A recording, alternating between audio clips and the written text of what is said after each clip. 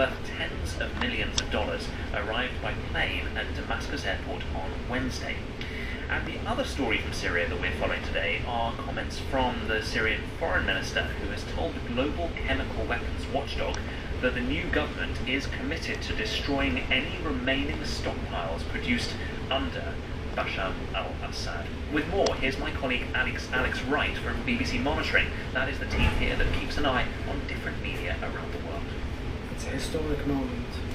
Syria's new government has vowed to get rid of all the remaining chemical weapons in the country. Speaking at the Organization for the Prohibition of Chemical Weapons in The Hague, Foreign Minister Asad al-Shibani described Syria's chemical arsenal as a painful legacy of the Assad era, and he urged international support to dismantle them. In a post on X today, he said Syria was committed to resolving this crisis, which we inherited and have endured for the last 14 years. This pledge has already made headlines across Syria and the Arab world. Some pan-Arab broadcasters have called it a move to dismantle Assad's chemical weapons legacy. Al Jazeera reports that Israeli airstrikes on suspected chemical sites have complicated disarmament efforts. Meanwhile, local channel Syria TV saw it as a necessary step towards transparency and international cooperation. For years, Syria's chemical weapons program had been a source of global outrage.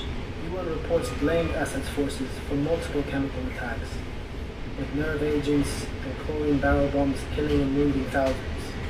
The foreign minister said today, "We must make sure these crimes never happen again, and that justice is served for the victims of Assad's chemical attacks."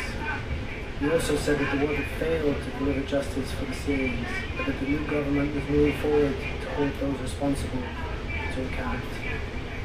Alex Wright with that fascinating news about the destruction of chemical weapons stockpiles. I remember viscerally that those scenes from 2013, the attack in Ghouta in the suburbs of Damascus, which around 1,700 people were killed by when the UN found this sarin nerve agent was fired, and that really was a turning point in the world's consciousness of what was happening in Syria.